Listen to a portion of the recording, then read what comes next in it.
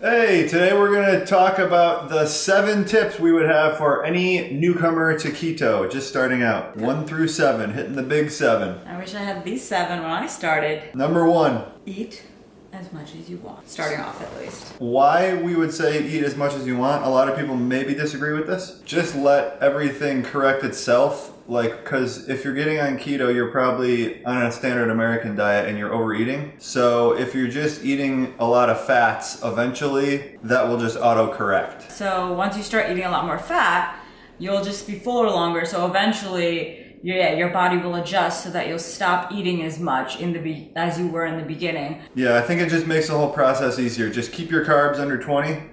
But eat as much calories as you want for the most part. I really had to take advantage of it because I felt like I wasn't eating enough because I wasn't eating cereal and I wasn't eating sandwiches, and your body adjusts. So just let that take its course. And also your body is not going to, right away, it won't be as good at making use of all the fat you're eating. Like when you're on keto for a longer period of time, your body gets very efficient at using the fat. So it'll make it even easier to eat at a calorie deficit or just at your calories. Number 2, commit to it and do your research before starting. That's a big one. Reasons being is you have this voice in your head, right? If you are not very resolute in the reasons you're doing this and you don't think it's the right thing and you're not positive that it's the right way of eating for you, that voice is going to start chirping in your ear, you know? And it's going to be saying, like, you can have the chocolate chip cookie. I mean, mom only makes them once a month. Right. I can have a cookie, right? Yeah, not a big deal. Mom only makes them once a month. You won't always get mom's cookies. Yeah. So see, that voice is going to start becoming louder and louder. And if you're not very definite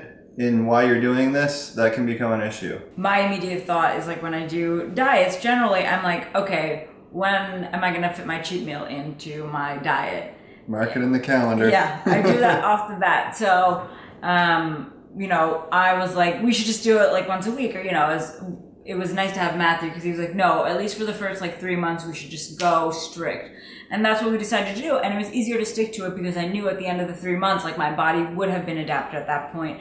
And so doing a cheat meal, it wouldn't be as harmful because it's easier for my body to get back into a state of ketosis. And also just knowing the repercussions of a cheat meal is just like the drop in energy levels is the main reason I don't even really want to do cheat meals that much. And probably just stomach cramping and pain. Yeah, it's just such a momentary pleasure for the long term. It's not worth it. Number 3. Number 3 is make a plan. It sounds similar to the second one, but it's different because we're talking about a meal plan.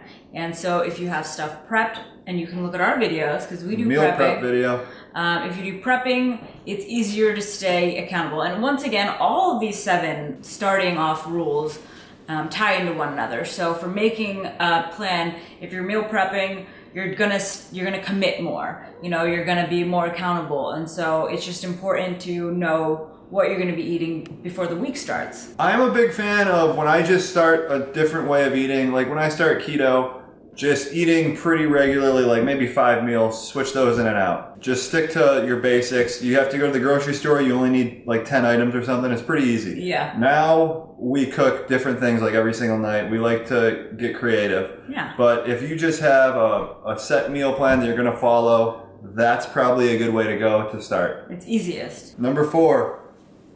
Accountability. And this is huge. For us, or for me at least, was having Matthew to make me accountable for myself, because I would feel guilty and I would tell him that I cheated or whatever the case is. But it's important to have a partner or, use an outlet like Instagram. A lot of people do that. So if you don't have a partner, you can just post pictures, you can post what you eat, and it just makes you accountable with a huge audience. Yep. There's a couple ways to go about it. Instagram's a good way. Another way is just to tell one of your friends or something, I'm doing this diet. Tell your family off the bat. They're going to question it. Oh, you can email us and we can have a little accountability email list, which we are thinking about starting, depending on the interest, gauging interest right now.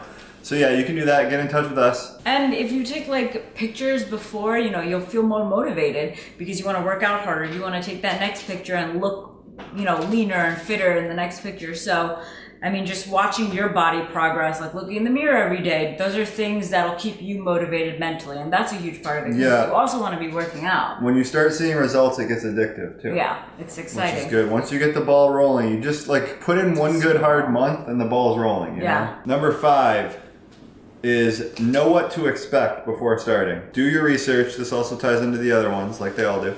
But you want to know, like, the first week or two, it's going to suck. There's no way around that, really. You're going to be tired. Your body's not going to feel good. You're going to feel really sore. It's going to suck for the most part. But you have to know that going in. Yeah. And that can't be an excuse once it starts happening. You're like, oh, my body feels bad. Maybe this isn't the right thing to do. That's why they all tie in together. You have to commit. You have to do your research. Now your body's feeling bad. You know it's going to feel bad before you started. Stay accountable. You're going to be dropping 5 to 10 pounds each of the first 2 weeks, just water weight, because your body's going to be holding less water. And then when that starts slowing down, when you start losing a pound or two, or maybe even not losing for a week, you have to know that that is something that might happen. Like, you're not going to be just dropping like this consistently. Yeah, you're going to start out the first few weeks, you're going to lose a lot of weight, but it's going to be mainly water. So don't let that deter you and then be like, oh, well, I dropped the 10 pounds, now I can go back to normal eating, because that's not how it works. You'll gain it right back, and we can promise you that. Yeah, then when you start eating carbs, your body starts carrying more water again, so it gains back really quickly. And this ties into number 6, which is trust the process. It's his favorite saying. It is my favorite saying of all time, because if you just keep on doing the work, you keep on keep on keeping. Exactly. Things happen. The ball starts rolling. Just gradual changes add up over time, and it all is worth it in the end. So this keto diet, who knows? A lot of things have changed for us. We are big believers now in positive thinking and positive reinforcement.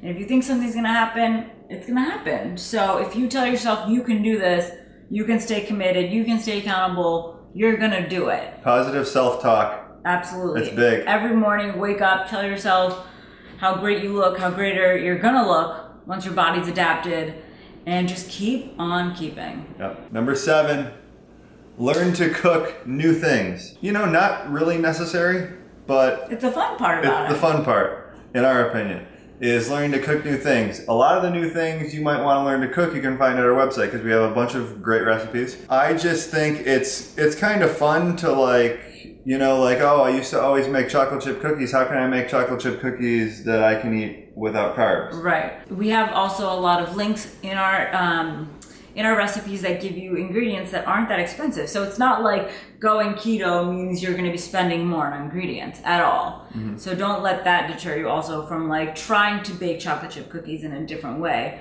A lot of experimenting we've done has been really fun and not costly, and we highly recommend that. Those are the big 7, and these are 7 things that I think pretty much anyone can apply, and it will help them get a good start on the diet. Yeah, these are definitely things that I wish I knew beforehand. They would have made my journey better. Not that it hasn't been great, but we've also had each other. So if you are going solo, this is a video for you, and will definitely help you get through that first 2 weeks at least, if not months. Hit us with anything you guys would add to this list. If you have other great tips for starting out, so then the people watching this video can read your comments, have additional information, which is great.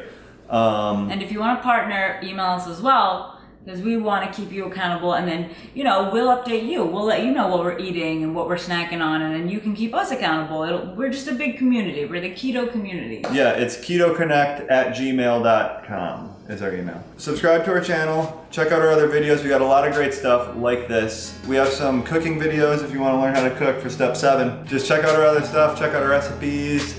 Thanks for watching. Bye.